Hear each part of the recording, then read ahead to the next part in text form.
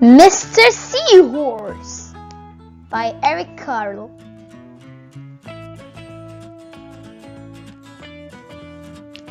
Mr. and Mrs. Seahorse drifted gently through the sea. Mrs. Seahorse began to wiggle and twist this way and that.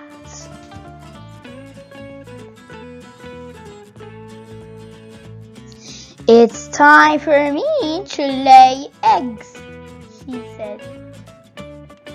"Can I help?" asked Mr. Seahorse. "Oh yes, thank you," said Mrs. Seahorse, and she laid her eggs into a pouch on Mr. Seahorse's belly. "I'll take good care of our eggs," said Mr. Seahorse. "I promise."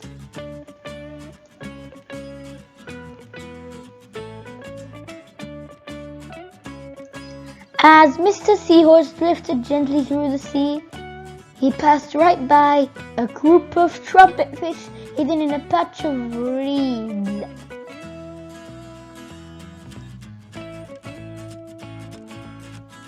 But before long, Mr. Seahorse met another fish. "How are you, Mr. Stickleback?" asked Mr. Seahorse. "Delighted," replied Mr. Stickleback. "I've just built a nest and right away Mrs. Stickleback laid her eggs in it. Now I'm taking good care of them until they hatch." "Keep up the good work," said Mr. Seahorse, and swam on his way. As Mr. Seahorse drifted gently through the sea, he passed right by a lionfish hidden behind the coral reef.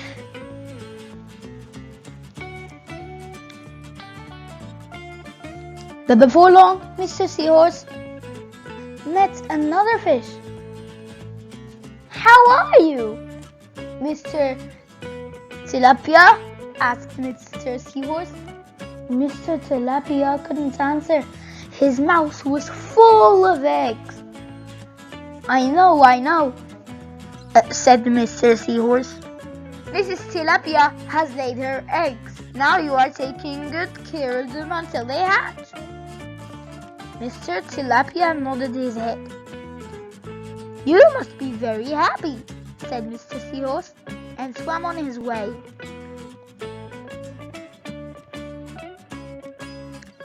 As Mr. Seahorse drifted gently through the sea, he passed right by a pair of leaf fish hidden among the seaweed.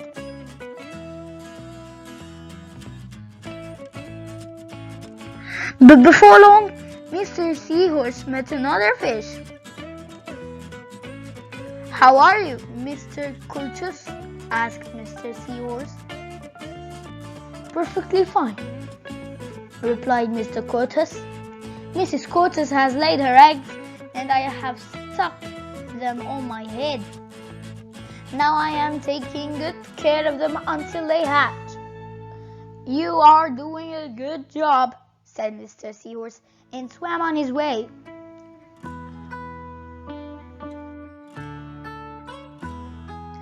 As Mr. Seahorse drifted gently through the sea, he passed right by a stonefish hidden behind a rock.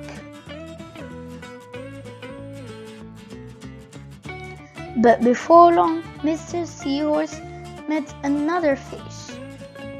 "How are you, Mr. Pipe?" asked Mr. Seahorse. "Couldn't be better," replied Mr. Pipe. "Mrs. Pipe has laid her eggs along my belly. Now I am taking good care of them until they hatch. You should feel proud of yourself," said Mr. Seahorse, and swam on his way.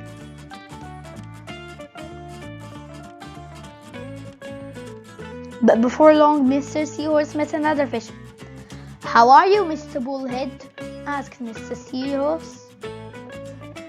"Tip-top," replied Mr. Bullhead. "Mrs. Bullhead laid her eggs. The eggs hatched.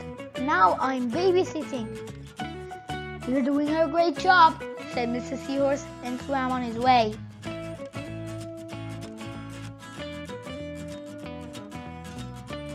The time had come for the seahorse babies to be born. Mr. Seahorse wriggled and twisted this way and that. At last, the babies tumbled out of Mr. Seahorse's pouch and swam away. One baby turned around and tried to get back into the pouch. "Oh no," said Mr. Seahorse.